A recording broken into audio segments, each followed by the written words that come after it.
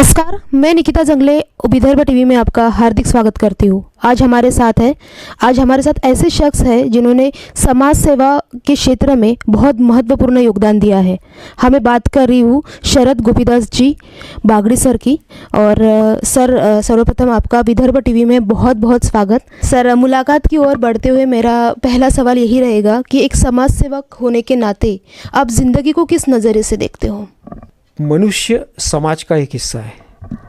बाल गंगाधर जी तिलक ने कहा था, व्यक्ति से परिवार, परिवार से समाज और समाज से देश बनता है।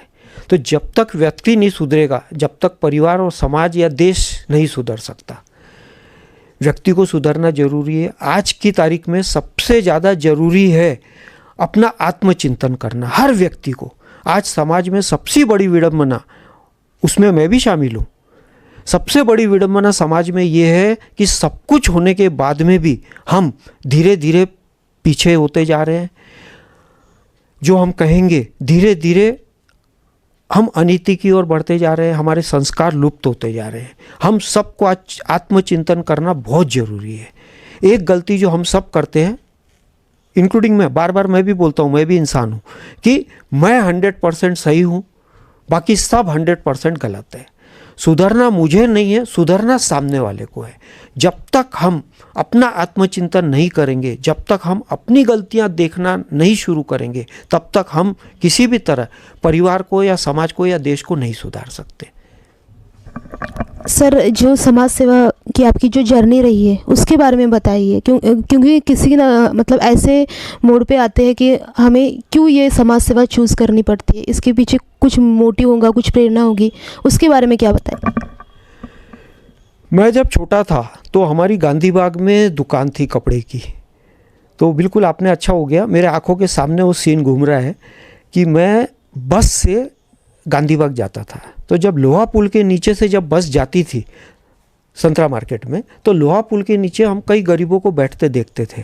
मैं छोटा था, 8-10 साल का था। तो उस समय मन में आता था कि भाई ये जो गरीब बैठे हैं, ये क्यों बैठे हैं। उसके साथ में धीरे धीरे मेरे को ये समझ में आया कि कोई भी अभावग्रस्त व्यक्ति बोलो, गरीब बोलो, ऐसा क्यों हो रहा है। मेरा ये सोचना था बचपन से कि सिर्फ उनको रोटी दे देना या उनको खाना दे देना, इससे हम उनको बिगाड़ रहे हैं। इसके साथ में अभी अचानक आपने जो पूछा, मेरे को एक सीन याद आ गया। हम तिरुपति बालाजी गए थे। तिरुपति बालाजी में लाइन लगती है, हम लाइन में लगे हुए थे। नीचे पुल था और नीचे सड़क थी।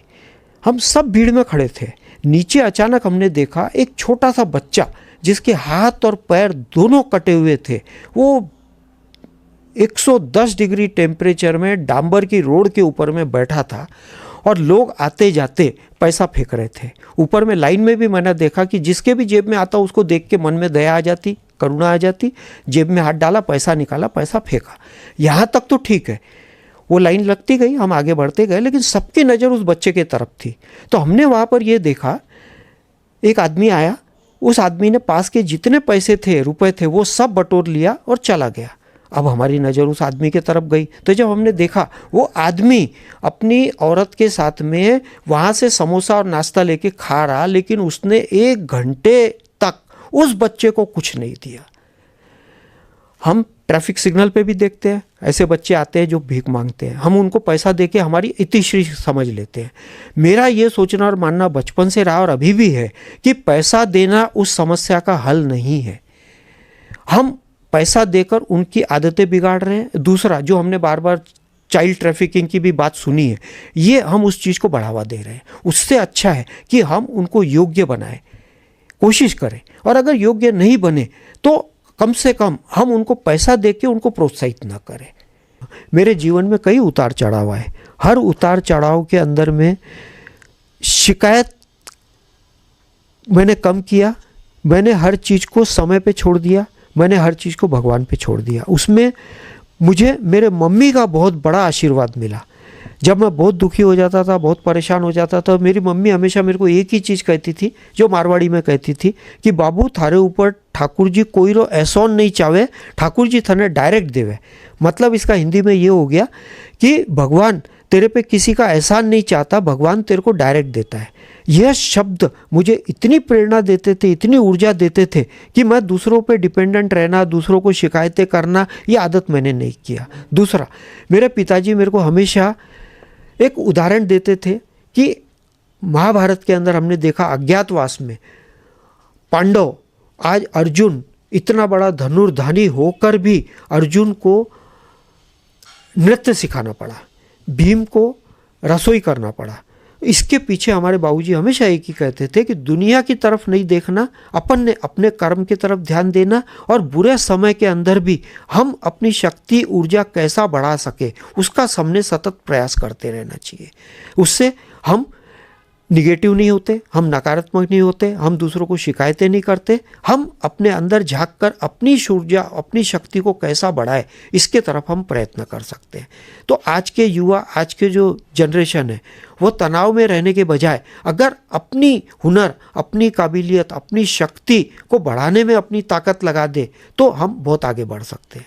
जब मैं कॉलेज से निकला 1976 में, कॉलेज में था, और कॉलेज से जब निकले उसी समय हमने 2-3 ऑर्गेनाइजेशन बनाई। एक सोइफ नाम की ऑर्गेनाइजेशन बनाई, माहेश्वरी युवा विन्यास हमने बनाया। उसमें मुझे कुछ ऐसे दोस्त मिलते चले गए कि जिससे हम धीरे धीरे समाज में जुड़ते चले गए। फिर इन्वेस्टमेंट के अंदर में मुझे ये प्रशांत पिंपलवार जी मिले। प्रशांत पिंपलवार से मैंने बहुत सीखा। छोटी उम्र में भी गुस्से को कैसे कंट्रोल करना, तनाव को कैसा हैंडल करना। आज उनके पास में 16,000 क्लाइंट है। आज 16,000 क्लाइंट को इतने ठंडे दिमाग से हैंडल करना और हमेशा हंसते हुए बात करना, तो इसमें मुझे मेरे बाबूजी की बात याद आ गई। मेरे बाबूजी हमेशा कहते थे कि दत्तात्रेय जी ने 24 गुरु बनाए। तो हम जीवन में हर किसी से सीख सकते हैं, हर किसी से सीख सकते हैं। हम चींटी से सीख सकते हैं, हम कबूतर से सीख सकते हैं, हम निर्जीव चीज़ से भी सीख सकते हैं। अभी मैंने एक लेख लिखा, पेंसिल से सीखना। पेंसिल लिखती है, लिखते लिखते जब पेंसिल ख़त्म हो जाती है तो हमको पेंसिल को शार्पनर से शार्प करना पड़ता है। तो उसमें पेंसिल को दर्द होता है, पेंसिल को छीलना पड़ता है, पेंसिल को कटना पड़ता है, लेकिन वह दर्द के बाद में पेंसिल वापस तैयार हो जाती है लिखने के लिए। साथ में पेंसिल इरेजर का उपयोग करने देती है। इरेजर का उपयोग करने से, इरेजर का मतलब क्या हुआ, जहाँ पेंसिल से गलती हो गई हमने रबर से मिटा दिया और उसको ठीक कर दिया। तो इससे हमने अपने जीवन में एक चीज़ समझना चाहिए। तीसरा, पेंसिल लकड़ी की है, लेकिन उसके अंदर में जो लीड होता है, जो काला होता है, वह पेंसिल में लिखने का काम करती है। उसी तरह हम उसको बोल सकते हैं, मनुष्य के जीवन में भी हमारा शरीर है, साथ में अंदर हमारी विवेक, बुद्धि और आत्मा, ये लीड का काम करती है। आत्मा हमें संदेश देती है। हर आदमी ने अपना आत्मचिंतन करके अपनी आत्मा की आवाज़ सुनकर अगर उस आवाज़ को आप यथार्थ में जीवन में लाएंगे तो आत्मा हमेशा हमको मार्गदर्शन करेगी, आपको अच्छे बुरे का ज्ञान देगी। हम बुद्धि विवेक का उपयोग करें। इस तरह हमने जीवन में हर पल पे हमेशा सीखने के मोड में रहना चाहिए। हम जब तक सीखते रहेंगे, आज इसका उदाहरण हम नदी और तालाब से ले सकते हैं। तालाब का पानी पड़े पड़े खराब हो जाता है, पीने योग्य नहीं रहता है, लेकिन नदी का पानी पीने योग्य रहता है। क्यों? कि नदी का पानी सतत बहता रहता है। उसी तरह अगर हम जीवन में हमारे आँख, नाक, कान खुले रखेंगे, सबकी सुनेंगे, सुनने के बाद में उसमें जो हमारे लिए अच्छा है हमने ले लेना और बुराई का त्याग कर देना। हमने हमेशा अच्छी चीज़ का चिंतन करना, सकारात्मक विचार रखना और साथ में सकारात्मक रहना। ये अगर हम करते हैं तो हम हमेशा आगे बढ़ते रहते हैं। मैंने सुना है कि आपका जीवन भी एक संघर्षमय जीवन रहा है, तो उसके बारे में क्या बताएंगे? संघर्ष जीवन का एक हिस्सा है। मेरा ये मानना है, मेरा ये सोचना है कि हर व्यक्ति कुछ ना कुछ प्रारब्ध लेके आता है, अपने अपने नसीब लेके आता है। एक बच्चा गरीबी में जन्मता है, एक बच्चा बहुत अच्छे घर में जन्मता है। समय हमेशा बदलता रहता है। आज समय अच्छा है, इसका मतलब ये नहीं कि कल भी अच्छा ही रहेगा। साथ में ये भी चीज़ होती है, हम कितने भी अच्छे हो, हमारे साथ में बुरा नहीं हो सकता, ऐसा नहीं होता है। इसीलिए मैंने मेरे जीवन को 50 साल को अगर पीछे मुड़ के देखूं तो एक चीज़ समझ में आती है कि हर आदमी अपने नसीब, अपने प्रारब्ध लेके आता है। हर आदमी को जो सुख और दुख, जो संघर्ष और तकलीफ मिलती है, वो सब उनके पूर्व जन्म के कर्मों से मिलती है। मैं ये मानता हूँ, चाहे इसमें कोई माने या नहीं माने। और इसके साथ में क्या होता है, अगर हम ये सोच बना ले तो हम दूसरे को शिकायतें करना है, दूसरे को उलाहना देना, दूसरे को दोषी मानना हम छोड़ देंगे। संघर्ष मैंने बहुत देखा। हम बहुत प्रतिष्ठित परिवार से थे, हमारे घर में सब कुछ था। हमारे पिताजी बहुत सीधे थे। हमारे पिताजी का आदत ऐसा था कि किसी ने एक थप्पड़ मार दिया तो दूसरा गाल आगे कर दिया, वहाँ भी मार दिया तो ले भैया मेरे को तो पीठ पे भी मार दे। मैंने जब बचपन से देखा तो मैंने एक चीज़ कर ली थी कि मैं प्रतिकार करता था। कोई भी अगर गलत करता है तो मैं उसका प्रत्युत्तर देता था। धीरे धीरे भगवान ने मेरे को हमेशा साथ दिया। तकलीफ़ तो मेरे जीवन में बहुत आई। मैं मैट्रिक पास किया था तो उस समय मेरे को LIT कॉलेज और VRC कॉलेज में दोनों में एडमिशन मिल गई थी। मैं मेरिट स्टूडेंट था, मेरे को मैथ्स में 99% मार्क मिले थे। एडमिशन मिलने के बाद में लिस्ट पे नाम आ गया। मेरे पिताजी ने मुझे एक ही चीज़ कही कि बेटा अगर तू ये कर लेगा तो कपड़े की दुकान कौन बैठेगा। मैं पिताजी का तकलीफ़ समझ गया। उसके पीछे ये भी थी कि भाई आज अगर मैं पढ़ाई करूँगा, इंजीनियर बनूँगा तो मुझे नागपुर में काम नहीं मिल सकता, तो मुझे बाहर जाना पड़ेगा, तो मेरे माताजी पिताजी अकेले रह जाएंगे। मैंने दूसरे दिन वो दोनों एडमिशन कैंसिल करा के GS कॉमर्स कॉलेज में एडमिशन ले लिया, कॉमर्स किया, उसके साथ में CA किया। एक समाज सेवक होने के नाते क्या लगता है आपको कि समाज में किस सुविधाओं का अभाव है? समाज में सबसे ज़्यादा ज़रूरी है हर बच्चे को शिक्षा मिलना, और शिक्षा भी उसके घर के आसपास मिलना। शिक्षा मिलने के बाद में उसको रोजगार मिलना बहुत ज़रूरी है। इस क्षेत्र में पिछले 70 सालों में हम कह सकते हैं हमारा हिंदुस्तान, हमारा भारत बहुत पीछे रहा। इसमें हम सिर्फ नेताओं को या राजनीतिक पार्टियों को या देश को दोषी नहीं मान सकते। इसमें हर आदमी की अपनी हिस्सेदारी है। जब शिक्षा नहीं मिलती, जब रोजगार नहीं मिलता तो हम हर आदमी सरकार को दोषी देकर अपनी इतिश्री समझ लेते हैं, अपना फर्ज पूरा हो जाता है। हमने कभी कुछ नहीं कहा। आज जो बुजुर्ग अकेले रह रहे हैं, आज जो बच्चों को रोजगार नहीं मिल रहा, उसके पीछे भी यही तकलीफ है कि आज अगर गांव के या छोटे शहर में बच्चों को शिक्षा नहीं मिलती तो शिक्षा लेने के लिए शहरों में जाता है। उसके बाद में जब उसको नौकरी नहीं मिलती तो उसको शहर से छोड़कर बड़े शहर जाना पड़ता है, उसको विदेश जाना पड़ता है। यह उसकी ज़रूरत है। वो अगर शिक्षा नहीं लेगा तो क्या करेगा? अच्छा, उसके बाद में अगर वो चला गया तो बुजुर्ग घर में अकेले रह गए। तो इसमें अब बुजुर्गों की भी गलती नहीं है, हम खाली युवाओं को भी दोष नहीं दे सकते। यह दोष परिस्थिति का है। इसलिए समाज में बच्चों को उनके घर के आसपास शिक्षा मिलना, उनके घर के आसपास रोजगार मिलना बहुत ज़रूरी है। अच्छा, उसमें भी एक है, युवा लोगों को भी, माता पिता को भी ये समझना जरूरी है आज की तकलीफ में सबसे बड़ा गलती क्या हो रही। हर माँ बाप चाहता है कि मेरा बच्चा इंजीनियर बन के बड़े से बड़े कंपनी में, मल्टीनेशनल में नौकरी करे। स्वरोजगार की तरफ किसी का ध्यान नहीं। अपने खुद के हुनर से, अपने खुद के अपनी क्षमताओं को पहचान कर भी रोजगार पैदा किया जा सकता है। तो सरकार ने और हमने सब ने स्वरोजगार की तरफ भी ध्यान देना चाहिए, तो उससे काफ़ी प्रॉब्लम सॉल्व हो सकती है। आप स्टॉक मार्केट से आप बहुत ही मतलब पास का आपका संबंध आया है, और पैसों की बात की जाए तो इन्वेस्टमेंट हर कोई करता है पैसों की, लेकिन ह्यूमैनिटी की इन्वेस्टमेंट के बारे में क्या बताएंगे? मैंने अभी एक मेरा वीडियो बनाया था SIP, सिस्टमैटिक इन्वेस्टमेंट प्लान। यह शब्द हर युवा जानता है, सिस्टमैटिक इन्वेस्टमेंट प्लान। तो जो आपने बहुत सही पूछा कि इन्वेस्टमेंट सिर्फ पैसों की नहीं होती, इन्वेस्टमेंट समय की भी होती है। इन्वेस्टमेंट अपन पूरे अपनी ज़िंदगी को इन्वेस्ट कर रहे हैं। अब उसको किस तरह इन्वेस्ट करना है, यह हर आदमी के विवेक और बुद्धि पे डिपेंड करता है। एक एग्जाम्पल देता हूँ मैं। एक आदमी बेचारा नौकरी करता है, शादी होती है, उसके बच्चे होते हैं, वह अपनी सैलरी का, अपने पगार का पूरा हिस्सा अपने बच्चों के पढ़ाई लिखाई में, अपने परिवार में इन्वेस्ट करता है। धीरे धीरे उसकी लाइफ गुजरती जाती है। आज 20 साल 25 साल वो बच्चों को बड़ा करता है, बच्चे बड़े हो जाते हैं, बच्चे बड़े होकर नौकरी पे चले जाते हैं। उन बच्चों को यह समझना बहुत ज़रूरी है कि उनके माता पिता ने आज अपनी जवानी के 20 से 25 साल अपने बच्चों के लिए, अपने परिवार के लिए निवेश किया है, इन्वेस्ट किया है। तो उसका रिटर्न बच्चों ने अपने माता पिता को देना जरूरी है। वो निवेश मतलब कैसा दे वापस। तो आज आप माता पिता का ख्याल रखें। आप कितने भी बिजी हो, माता पिता के पास बैठे, माता पिता के पास बैठ के उनकी ज़रूरत को समझे। आज कोई भी वृद्ध आदमी अगर उसको घर में सुख सुविधा मतलब अगर उसको परिवार मिलता है, उसको अगर बच्चे मिलते हैं, बच्चों का प्यार मिलता है, तो वह मानसिक रूप से स्वस्थ होता है। गरीबी सिर्फ पैसों की नहीं होती, गरीबी मानसिक गरीबी भी होती है। मानसिक गरीबी मतलब आज हर घर में वृद्धाश्रम बना हुआ है। वृद्धाश्रम हम किसको बोलते हैं? जहाँ पर सिर्फ वृद्ध रहते हैं। तो आज 80% मैं समझता हूँ, परसेंटेज आगे पीछे हो सकता है, प्राय सब बच्चे नौकरी पेशे के अंदर में देश विदेश में गए हुए हैं। आज हम देखेंगे तो फ्लैट के अंदर भी बुढ़ा बुढ़ी मतलब हस्बैंड वाइफ अकेले हैं। तो मैं तो यह कहता हूँ कि वह घर भी वृद्धाश्रम हो गया। ये हमारी संस्कृति नहीं है। आने वाले दिनों में समाज सेवा के क्षेत्र में आपकी कुछ नई योजनाएं हैं क्या? नई योजना में मुझे यही लगता है कि हम सबको जागना पड़ेगा, हम सबको समझना पड़ेगा, हम सबको अपने संस्कार, अपनी संस्कृति, अपनी सभ्यता को जानना बहुत जरूरी है।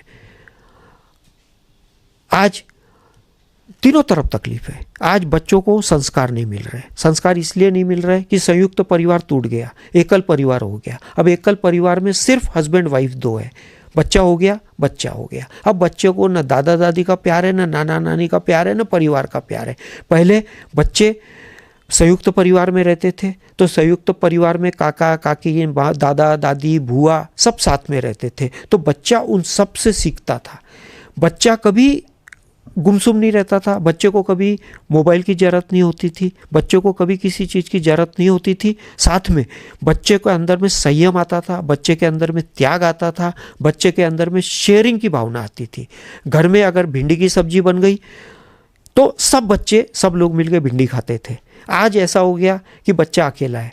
बच्चा अकेला होने से क्या हो गया? माता पिता के पास में टाइम नहीं है। मम्मी अकेली है, किचन में काम कर रही, बच्चा रो रहा तो बच्चे को मोबाइल दे दिया, बच्चा अपना मोबाइल में बिजी हो गया। अब धीरे धीरे बच्चा मोबाइल से एडिक्ट हो गया। फिर हम बच्चे को दोष देते हैं कि बच्चा मोबाइल का एडिक्ट हो गया। ये दोष किसने दिया? हमने दिया। तो इनके सबके पीछे कारण एक ही है, संयुक्त परिवार का टूटना। तो जहाँ पर संयुक्त परिवार टूट गया, एकल परिवार हो गया, तो धीरे धीरे हमारे संस्कार, हमारी सभ्यता सब धीरे धीरे खत्म होने लग गई। तो बहुत जरूरी है कि संयुक्त परिवार फिर से बने। एक आखिरी सवाल सर, कि एक समाज सेवक होने के नाते आप समाज को क्या संदेश देना चाहोगे और स्पेशली युवकों को क्या संदेश देना चाहोगे? मैं समाज के माध्यम से युवकों को भी संदेश देना चाहूँगा कि मैं सबसे पहले तो यह कहना चाहूँगा कि माता पिता का आशीर्वाद बहुत बड़ी चीज़ होती है। मैंने अपने लाइफ में देखा है, माता पिता अपना कुछ भी अपने साथ लेकर नहीं जाते, सब यहीं छोड़ के। हम कोई अपने साथ लेके नहीं जाएंगे, हम सब यहीं छोड़ के जाएंगे। साथ में मैंने अपने सामने देखा है, कई परिवारों को ऐसे देखा है कि माता पिता करोड़ों अरबों की संपत्ति छोड़ के चले गए, लेकिन उस संपत्ति में बरकत नहीं हुई। बरकत इसलिए नहीं हुई कि माता पिता अतृप्त बोल दिए, दुख से बोल दिए, या मन में दुख की भावना लेकर चले गए, बच्चों ने उनका ख्याल नहीं किया, या बच्चे अपने ज़िंदगी में मशहूर हो गए, माता पिता चले गए, बच्चों ने संपत्ति बेच दी, पैसा आ गया, लेकिन वो पैसा सुख के साथ नहीं आया। तो मन के अंदर में माता पिता के प्रति प्रेम रखिए, माता पिता को खुश रखिए, अपने परिवार को खुश रखिए। आज जो परिवार के संबंध है वो उस गुलाब के फूल के बगीचे के समान है, जो खुशबू भी देता है, शांति भी देता है, ठंडक भी देता है। हम जो बाहरी आवरण देखते हैं, आज बहुत दोस्त हो गए, बाहर का बहुत बड़ा क्षेत्र है, बाहर के बहुत दोस्त हैं, वो सब उन कागज के फूलों की तरह कि जिसके अंदर में दिखने को बहुत अच्छा है, लेकिन जरूरत पड़ने पे कौन कितना काम आएगा, किसको आपके लिए कितना दुख होगा, यह ढूंढना बहुत मुश्किल है। मैं विदर्भ टीवी तथा सभी दर्शकों का आभार प्रकट करता हूं। आपने मुझे सुना, आपने मुझे मौका दिया बोलने का, मेरे 2 शब्द बोलने के लिए, उसके लिए मैं आप सबका आभार व्यक्त करता हूं। नमस्कार, जय हिंद, जय भारत। धन्यवाद सर। आपके विचार, आपकी जो समाज सेवा है वो समाज के हर घटक को, हर व्यक्ति को प्रेरित करती है और हमेशा करती रहेगी। धन्यवाद सर। कैमरामैन सौरभ ढाबरे के साथ मैं निकिता जंगले, विदर्भ टीवी नागपुर। आज हमारे साथ है प्रशांत पिंपलवार सर, जो मोतीलाल ओसवाल के विदर्भ हेड है। सर, आपके तरफ पहला सवाल करने से पहले मैं ये जानना चाहूँगी कि आपका स्टॉक मार्केट में सफ़र कैसा रहा? Thank you very much. मेरा सफ़र तो स्टॉक मार्केट में बहुत अच्छा रहा और मैं जब पढ़ाई कर रहा था तब से ही मेरा इंक्लिनेशन टुवर्ड्स स्टॉक मार्केट था और मैं गए 35 साल से स्टॉक मार्केट में काम कर रहा हूँ और पिछले 20 साल से मैं मोतीलाल ओसवाल का विदर्भ रीजन का हेड हूँ और पूरे विदर्भ रीजन को मैं हेड करता हूँ। यहाँ से हम करीब 16,000 कस्टमर्स ऐसे हैं हमारे जिनको हम सर्विसेज देते हैं और उसी माध्यम से हम काम करते हैं। एक्चुअली शरद बागड़ी जी के साथ मेरा संपर्क जो पहले आया था वो तो इन्वेस्टमेंट के हिसाब से ही आया था, क्योंकि शरद बागड़ी जी जो है वो एक बहुत अच्छे इन्वेस्टर है और उनकी स्टॉक मार्केट में बहुत अच्छी पकड़ है। और जैसे मेरा उनसे संबंध आया तो पहले तो मुझे ऐसे लगा कि जैसे बाकी इन्वेस्टर्स है वैसे ही वो है, लेकिन जैसे जैसे मैं उनसे मिलता गया और उनके नॉलेज के बारे में मुझे मालूम पड़ते गया तो मैं उनका फ़ैन हो गया।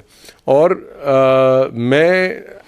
हम लोग फाइनेंशियल कंसल्टेंट हैं, लेकिन बहुत सी ऐसी चीज़ें हैं जो मुझे बागड़ी जी से सीखने मिली।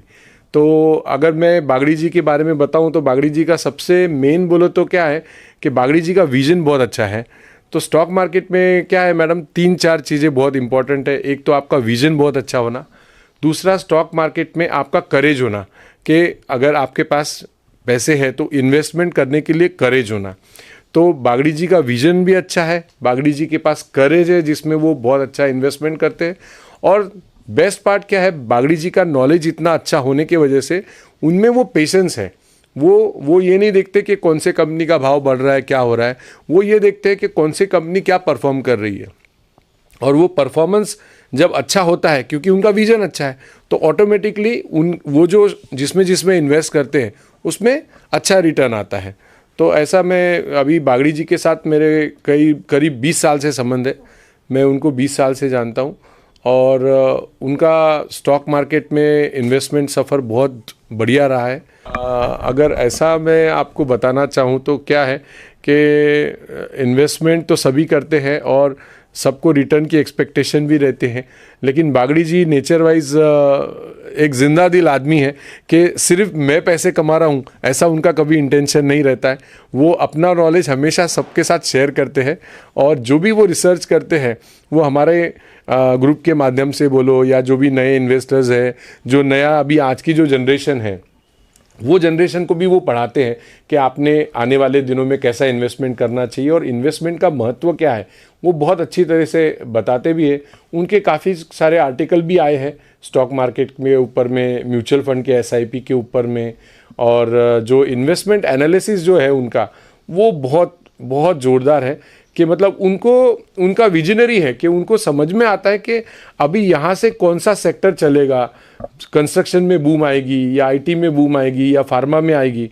तो ये उनकी जो समझ है वो समझ और उनकी पकड़ की वजह से ही आज वो इतने सक्सेसफुल इन्वेस्टर है और समाज में उनका नाम तो वो तो उनके नेचर की वजह से है। वो सबको हेल्प करते हैं और सबको पढ़ाते हैं। सर से तो सीखने जैसी बहुत सी चीज़ें हैं, लेकिन सर से जो सबसे इम्पॉर्टेंट चीज़ मैंने सीखी वो कभी क्रेडिट लेते नहीं है, हमेशा क्रेडिट देते हैं। वो कभी और इतने हम्बल है, हमेशा ज़मीन पे रहते हैं। मैंने कभी उनको अपने सक्सेस को वो दिमाग में आने ही नहीं देते हैं। तो बागड़ी जी के बारे में अगर मैं आपको बोलूँ तो सबसे बड़ा एक तो बहुत हम्बल है, नेचर के बहुत अच्छे हैं, रिलेशन सबसे मेंटेन करके चलते हैं, और सबसे इम्पॉर्टेंट चीज़ बोलो तो आप जैसे वो हमेशा किसी ना किसी को कोई ना कोई तरीके से हेल्प करते रहते हैं। तो सोशल में उनका बहुत कोई हाथ नहीं पकड़ सकता, ऐसा मुझे लगता है।